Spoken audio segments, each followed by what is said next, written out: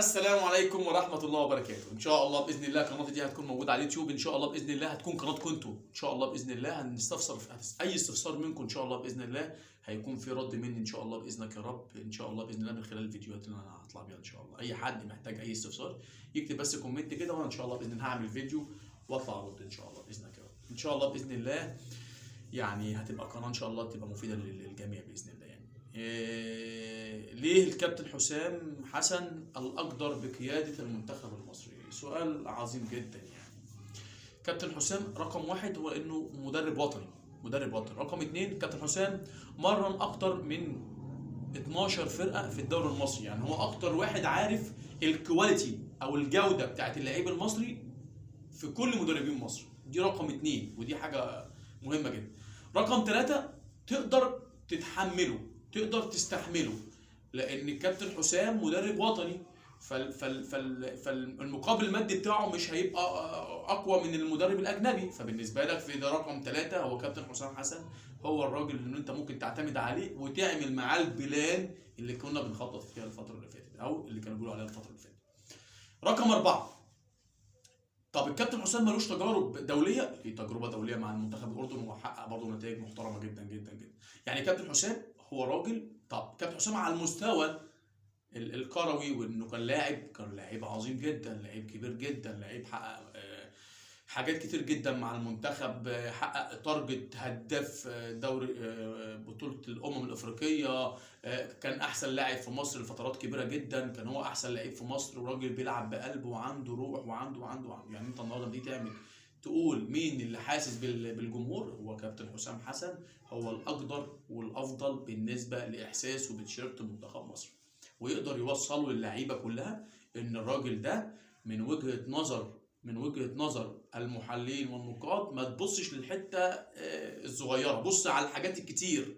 ان كابتن حسام عنده امكانيات وعنده قدرات كبيره تقدر تحقق لك التارجت اللي انت عايزه. طيب حد يقول لي اصل التكتيك واصل ده كلام عظيم جدا. المدرب اللي بيجي بره ممكن يكون مدرب لسه برضه بادئ.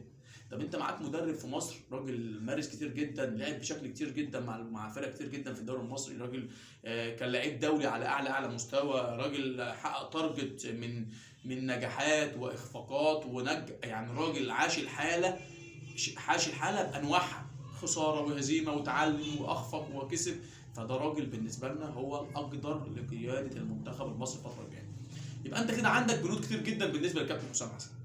الاهم بقى ان هو محبوب من الجمهور، معشوق من الجمهور. طيب انا بقى عايز اقول هو احنا مشكلتنا مع المدرب ولا مشكلتنا مع امكانيات اللاعب المصري او تاسيس اللاعب المصري؟ هي الصراحه بقى هنا المشكله في اللاعب المصري، المشكله في تاسيس اللاعب المصري، في مشكله في تاسيس اللاعب المصري، تاسيسه من تحت. يبقى انت النهارده لو عايز تعمل بلان سيب الكابتن حسام يشتغل براحته خالص، وسيب له فتره كبيره جدا جدا جدا، وسيبه يشتغل براحته خالص، ما تقعدش تضغط عليه ولا تقول له احنا خسرنا احنا كسبنا. سيب الراجل يشتغل بما انك واثق فيه وبما اننا الجمهور بيحبه وكان مطلب للجمهور. سيبوه يشتغل خالص 4 سنين، سيبوه دي البلاد الحقيقيه، وابدا اشتغل من تحت. اسس اللعيب المصري بشكل كويس، حط انظمه غذائيه بشكل كويس، اشتغل بالنسبه للعيب، شوف التطوير في الكوره بشكل حديث للبراعم للناشئين للشباب بيمشي ازاي واشتغل بيه.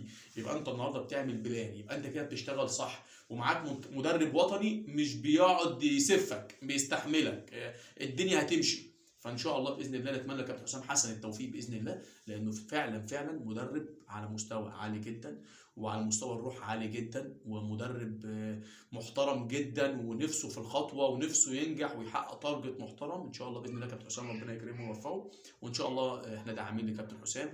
اي حد عايز يستفسر عن اي حاجه انا موجود ان شاء الله باذن الله. الفيديو لو ظهر لك ادخل واعمل لي اشتراك وفعل الجرس، وبعد كده اكتب لي كومنت ان انت لو عايز اي استفسار انا هقرا الاستفسار بتاعك وهبدا ان انا اعمل فيديو وارد عليك ان شاء الله باذن الله.